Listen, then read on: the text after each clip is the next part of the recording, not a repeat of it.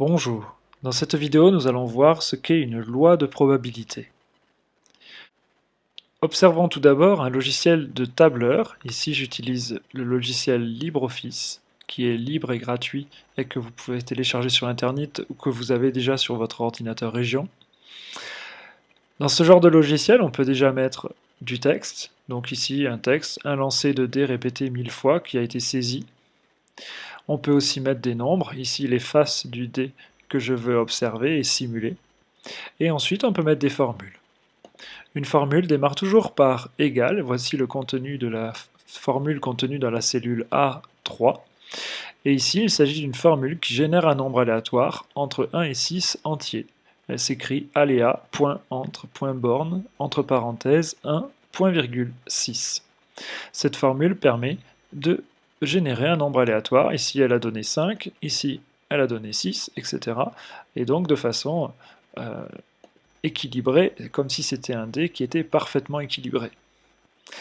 J'ai ensuite ajouté des formules ici pour compter à ma place le résultat. On voit bien que l'idée c'est d'avoir, voilà, j'ai 0% de 1, 0% de 2 après un lancé.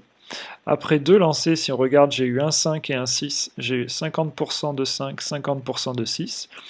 Et ensuite, après 3 lancés, j'ai eu 3, 5, 6, j'ai 33% de 3, 33% de 5, 33% de 6, et ces formules, comme je peux les recopier vers le bas, je vais avoir une observation de ce qui se passe après un grand nombre de lancers.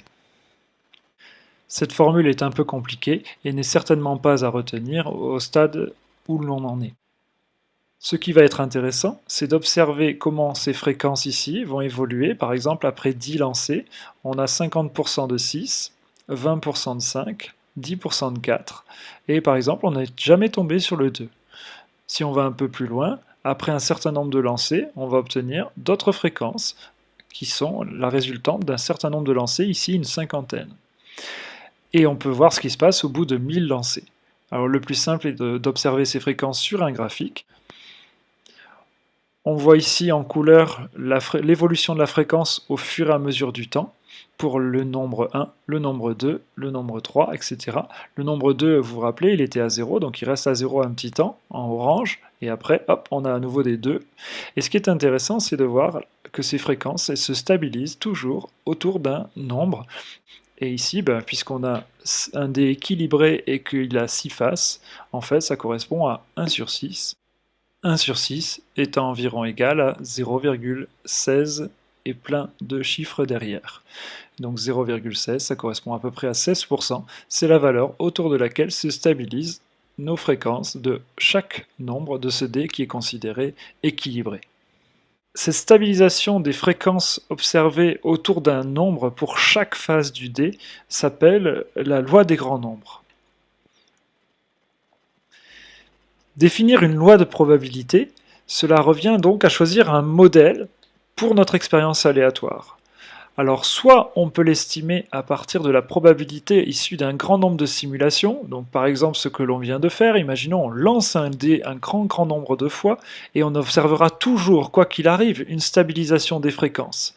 Mais ce ne sera pas forcément autour de 1/6. Imaginons un dé pipé, ici on peut obtenir des résultats qui seraient ceux-là. Le 6 surviendrait avec une fréquence de 0 à 1, soit 10%. Le 1 et le 2, par exemple, avec une fréquence de 0,3, soit 30%, ce qui est totalement anormal pour un dé qui serait équilibré. Pour un même dé, je peux le lancer un grand nombre de fois et j'obtiendrai toujours une stabilisation des fréquences autour de nombres qu'on va pouvoir prendre comme modèle. Et c'est ce tableau qui s'appelle la loi de probabilité associée à l'expérience lancer ce dé-là qui a manifestement épipé. Quelque chose de remarquable dans une loi de probabilité, c'est que la somme de toutes les probas qui sont là fera toujours 1, c'est-à-dire 100%. On peut faire un choix de modèle différent et partir d'un modèle dit théorique. Si on part d'un modèle théorique, ça veut dire que on va supposer qu'on a par exemple un dé équilibré et grâce à ça, on va faire des calculs de probabilité. Exemple, si on a un dé équilibré, on va définir la loi de probabilité de ce dé sur un lancé, la face supérieure étant la première ligne, et la probabilité théorique Un sixième étant la deuxième ligne. Définir une loi de probabilité, c'est donc faire un choix de modèle, soit à partir de l'expérience, on en déduit une loi, un modèle, soit on part d'un modèle purement théorique en supposant que notre dé, notre pièce qu'on lance est parfait.